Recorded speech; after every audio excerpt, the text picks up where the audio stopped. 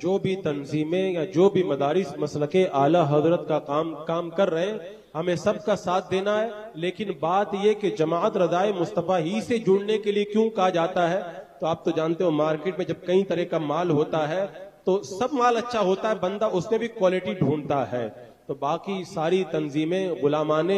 اعلی حضرت نے قائم کی ہیں اور جماعت رضائے مصطفیٰ کو خود اعلی حضرت نے قائم کیا ہے۔ سبحان اللہ۔ تو یہ ہمارے امام کی قائم کی ہوئی تنظیم ہے۔ اگر کوئی میری تنظیم کا کام کرے تو میں اس سے خوش ہو جاتا ہوں، جو اعلی حضرت کی تنظیم کا کام کرے گا تو بلا شبہ اعلی حضرت اس سے خوش ہو جائیں گے، اور اللہ کا ولی جس سے راضی ہو جائے اس کا دنیا میں بھی بیڑا پار ہے اور آخرت میں بھی بیڑا پار ہے۔ اور دوسری بات یہ ہے کہ جماعت رضائے مصطفیٰ سے جڑنے کی تاکید اس لیے بھی کی جاتی ہے، ہم نے کئی اہل سنت کی تنظیموں کو دیکھا ہے، شروع میں ان لوگوں نے بڑا اچھا کام کیا، لیکن بعد میں کسی مجبوری کی وجہ سے یا کسی اور دنیاوی لالچ یا کسی بھی سبب سے وہ راستہ بدلنے لگ گئے اور انہوں نے کچھ ایسی باتیں اختیار کر لی مسلک اعلی حضرت جن کی اجازت نہیں دیتا ہے۔ الحمدللہ جماعت رضائے مصطفیٰ آج سے 100 سال پہلے جس طرح صراط مستقیم پہ قائم تھی، آج 100 سال کے بعد بھی اسی طریقے کے اوپر قائم ہے،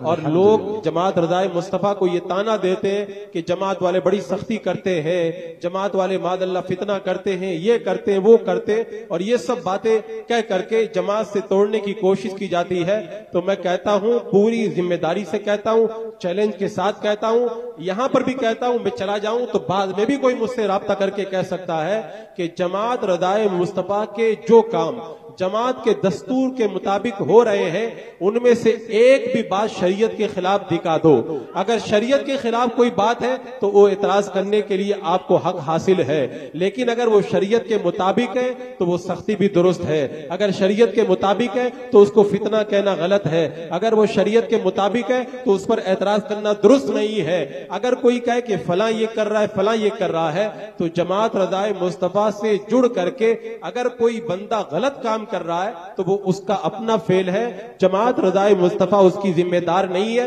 جماعت رضائے مصطفیٰ کے جو کام جماعت کے دستور کے مطابق ہوتے ہیں، جماعت اور اس کے ذمہ داران اسی کے ذمہ دار ہیں۔ الحمدللہ اس کا ایک ایک نقطہ شریعت مطہرہ کے مطابق ہے، نہ آج کوئی اس کو غلط ثابت کر پایا ہے، نہ قیامت تک کوئی اس کو غلط ثابت کر پائے گا۔ اور اگر کوئی راستہ اور گلی نکالنے کے لیے کہے کہ وہ بھی صحیح ہے، ہم کر رہے ہیں یہ بھی صحیح ہے، تو میں کہتا ہوں کہ ایسا تو ممکن نہیں ہے کہ حلال بھی صحیح ہو جائے اور حرام بھی صحیح ہو جائے، یعنی ویڈیو گرافی کرانا بھی صحیح ہو جائے اور جو بچتا ہے وہ بھی صحیح ہو جائے، اور اگر کوئی جو ہے وہ بد مذہبوں سے ملے وہ بھی صحیح ہو جائے اور کوئی بد مذہبوں سے روکے وہ بھی صحیح ہو جائے۔ یہ دونوں باتیں کبھی صحیح نہیں ہو سکتی ہے، حق جو ہوگا وہ ایک ہی ہوگا۔ میں آج کے اس ذمہ دار اسٹیج سے آپ کو یہ دعوت دیتا ہوں کہ جماعت رضائے مصطفیٰ کے دستور کے مطابق جو جماعت کے کام ہو رہے ہیں ان کاموں میں جماعت رضائے مصطفیٰ سے جڑے، اس لیے کہ یہی ایک ایسی جماعت ہے،